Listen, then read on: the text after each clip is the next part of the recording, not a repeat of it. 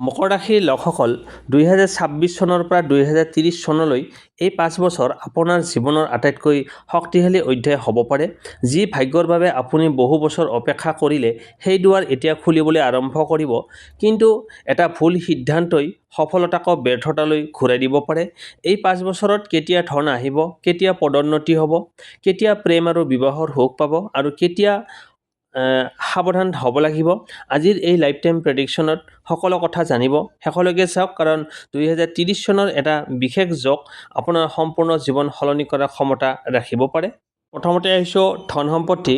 নমস্কাৰ মকৰ ৰাশিৰ বন্ধু বান্ধৱী, এতিয়া কথা পাতোঁ আপোনালোকৰ ধন সম্পত্তি আৰু আৰ্থিক জীৱনক লৈ। 2026 চনৰ পৰা 2030লৈকে এই 5 বছৰ টকা পইচাৰ ক্ষেত্ৰত যথেষ্ট গুৰুত্বপূৰ্ণ হ'ব পাৰে। কিছুমান বছৰত আপুনি কঠোৰ পৰিশ্ৰমৰ ফল পাব, আন কিছুমান সময়ত ধৈৰ্য ধৰি সঠিক সিদ্ধান্ত লোৱাটো বেছি প্ৰয়োজনীয় হ'ব। 2026 এই বছৰ ধন উপাৰ্জনৰ নতুন সুযোগ দেখা দিব পাৰে। বহুদিন ধৰি ৰৈ থকা টকা ঘূৰাই অহাৰ সম্ভাৱনা থাকিব। ব্যৱসায় কৰা লোকসকলে নতুন গ্ৰাহক বা নতুন ইনকামৰ পথ বিচাৰি পাব পাৰে। কিন্তু লাভ হোৱাৰ টকা খৰচ কৰাৰ আগতে দুবাৰ চিন্তা কৰক।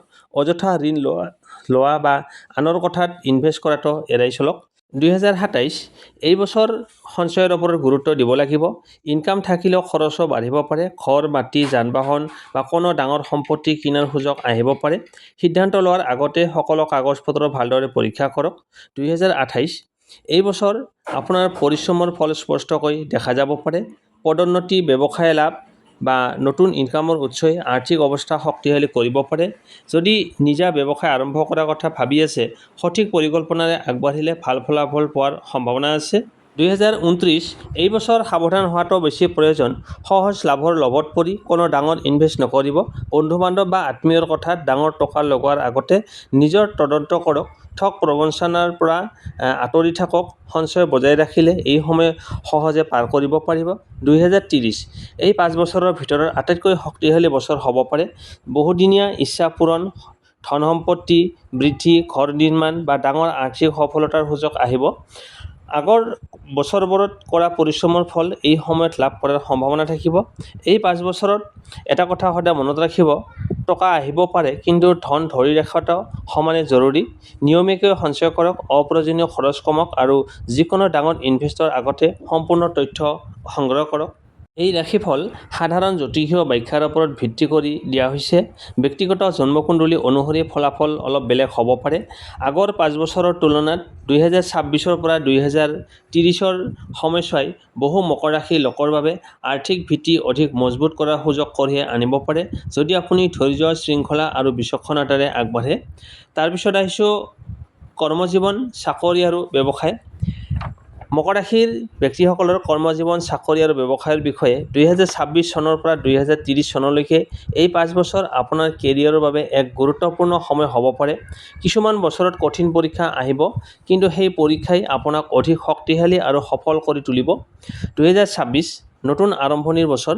যদি আপুনি চাকৰি বিচাৰি আছে, তেন্তে নতুন সুযোগ আহিব পাৰে। যিসকলে ইতিমধ্যে চাকৰি কৰি আছে, তেওঁলোকৰ দায়িত্ব বৃদ্ধি পাব। এই সময়ত কৰা কঠোৰ পৰিশ্ৰমৰ ফল তৎক্ষণাত নাপালেও ভৱিষ্যতে লাভজনক হ'ব পাৰে। 2027 চন পদোন্নতি, বেতন বৃদ্ধি বা নতুন দায়িত্বৰ সম্ভাৱনা দেখা দিব। উচ্চপদস্থ লোকৰ বিশ্বাস লাভ কৰাৰ সুযোগ পাব পাৰে, কিন্তু অফিচৰ ৰাজনীতি আৰু ঈৰ্ষাপৰায়ণ সহকৰ্মীৰ পৰা সাৱধান থাকিব। 2028 ব্যৱসায়ীসকলৰ বাবে এই বছৰ বিশেষ গুৰুত্বপূৰ্ণ হ'ব পাৰে। নতুন গ্ৰাহক, নতুন চুক্তি বা ব্যৱসায় সম্প্ৰসাৰণৰ সুযোগ আহিব পাৰে। যদি নতুন ব্যৱসায় আৰম্ভ কৰিব বিচাৰিছে, পৰিকল্পনা আৰু আইনী নথিপত্ৰ ভালদৰে পৰীক্ষা কৰি আগবাঢ়ক। 2029 এই বছৰ কিছু বাধা বা বিলম্ব আহিব পাৰে। কামত প্ৰেছাৰ বৃদ্ধি, সিদ্ধান্ত লোৱাত দেৰি বা প্ৰতিযোগিতা বাঢ়িব পাৰে। কিন্তু ধৈৰ্য আৰু শৃংখলাবদ্ধভাৱে কাম কৰি থাকিলে এই বাধাবোৰ অতিক্ৰম কৰিব পাৰিব। 2030 এই 5 বছৰৰ ভিতৰত কেৰিয়াৰ অন্যতম সফল হোৱা বছৰ হ'ব পাৰে।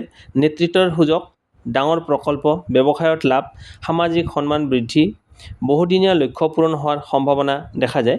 চাকৰিজীৱী লোকসকলৰ বাবে দক্ষতা বৃদ্ধি কৰক আৰু নতুন কৌশল শিকক। ঊৰ্ধ্বতন বিষয়াৰ সৈতে ভাল সম্পৰ্ক বজাই ৰাখক।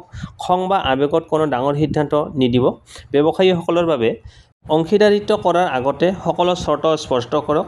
অতিৰিক্ত ঋণ লৈ ব্যৱসায় সম্প্ৰসাৰণ কৰাৰ আগতে চিন্তা কৰক। গ্ৰাহকৰ বিশ্বাসী আপোনাৰ আটাইতকৈ ডাঙৰ সম্পদ হ'ব।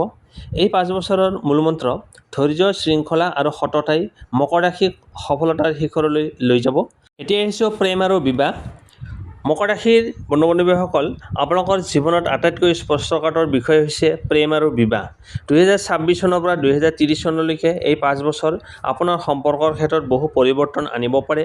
কিছুমান সম্পৰ্ক অধিক গভীৰ হ'ব পাৰে, আন কিছুমান সম্পৰ্ক শেষ হোৱাৰ দিশেও যাব পাৰে। কিন্তু যি সম্পৰ্ক সততা, বিশ্বাস আৰু সন্মানৰ ওপৰত গঢ়ি উঠিছে, সেই সম্পৰ্ক অধিক শক্তিশালী হোৱাৰ সম্ভাৱনা থাকে।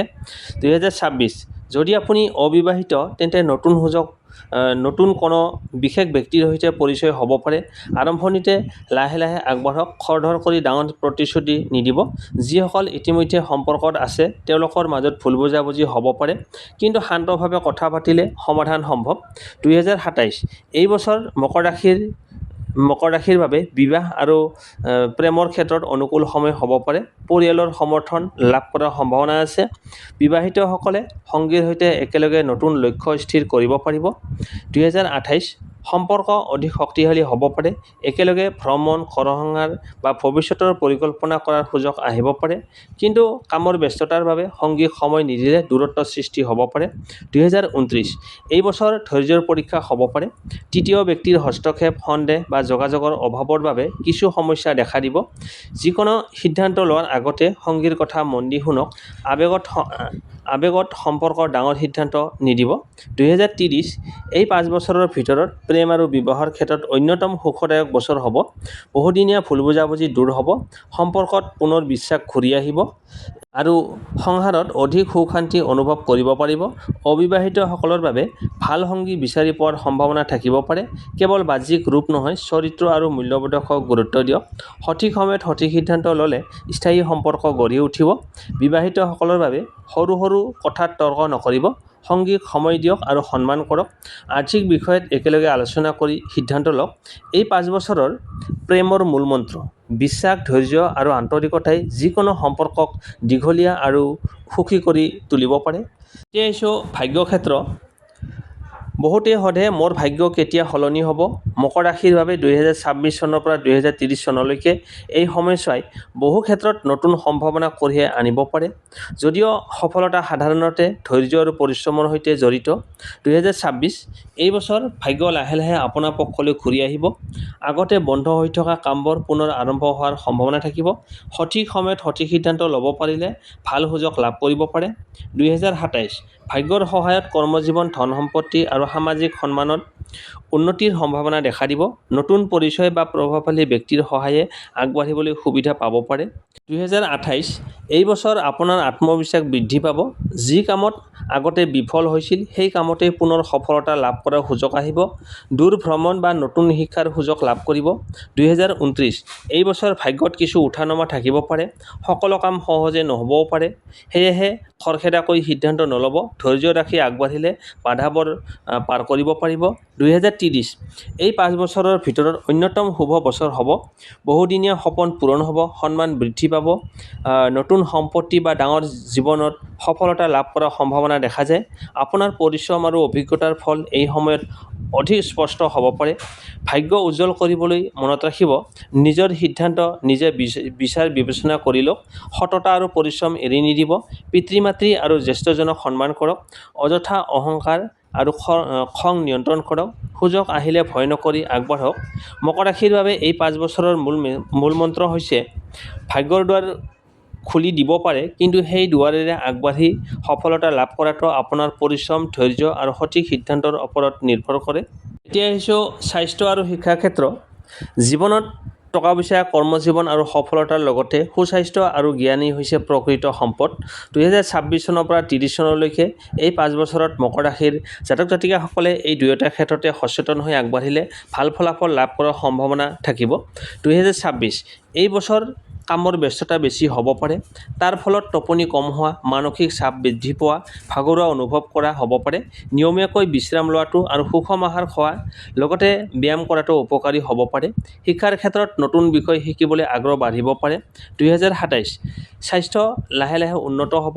যদিও জীৱনশৈলীত নিয়ম মানি চলে, বহুদিন ধৰি এৰাই দিয়া ভাল অভ্যাস পুনৰ আৰম্ভ কৰাৰ সুযোগ আহিব পাৰে। ছাত্ৰ ছাত্ৰীসকলেও বাবে প্ৰতিযোগিতামূলক পৰীক্ষা বা উচ্চ শিক্ষাত আগবঢ়াৰ সম্ভাৱনা থাকিব। 2028 এই বছৰ মানসিক আত্মবিশ্বাস বৃদ্ধি পাব, অধ্যয়নত মনোযোগ আৰু একাগ্ৰতা বাঢ়িব। নতুন দক্ষতা, প্ৰযুক্তি বা ভাষা শিকিলে ভৱিষ্যতৰ কেৰিয়াৰত সহায়ক হ'ব পাৰে। স্বাস্থ্যৰ ক্ষেত্ৰত নিয়মীয়া স্বাস্থ্য পৰীক্ষা কৰাটো লাভজনক হ'ব পাৰে। 2029 এই বছৰ নিজৰ শৰীৰত সংকেতক অৱহেলা নকৰিব। অত্যধিক কাম, অনিয়মীয়া খাদ্যৰ অভ্যাস বা কম বিশ্ৰামৰ ফলত সমস্যা অনুভৱ হ'ব পাৰে। কোনো লক্ষণ দীঘলীয়া সময়ত থাকিলে চিকিৎসকৰ পৰামৰ্শ লোৱাটো জৰুৰী। শিক্ষাৰ ক্ষেত্ৰত ধৈৰ্য ৰাখিলে সফলতা আহিব পাৰে। 2030 এই 5 বছৰৰ ভিতৰত স্বাস্থ্য আৰু শিক্ষাৰ ক্ষেত্ৰত ইতিবাচক ফল লাভ কৰাৰ সম্ভাৱনা থাকিব। আগৰ বছৰবোৰত কৰা চেষ্টা আৰু শৃংখলাই এই সময়ত ভাল ফলাফল দিব। বহুতে উচ্চ শিক্ষা, বিশেষ প্ৰশিক্ষণ বা পেছাগত দক্ষতাৰ জৰিয়তে নতুন সুযোগ লাভ কৰিব পাৰে। ছাত্ৰ-ছাত্ৰীসকলৰ বাবে প্ৰতিদিনে নিয়মীয়াকৈ অধ্যয়ন কৰক, মোবাইল আৰু সামাজিক মাধ্যমৰ ব্যৱহাৰ নিয়ন্ত্ৰণ কৰক, আত্মবিশ্বাস বজাই ৰাখক আৰু নিজৰ লক্ষ্যত অটল থাকক।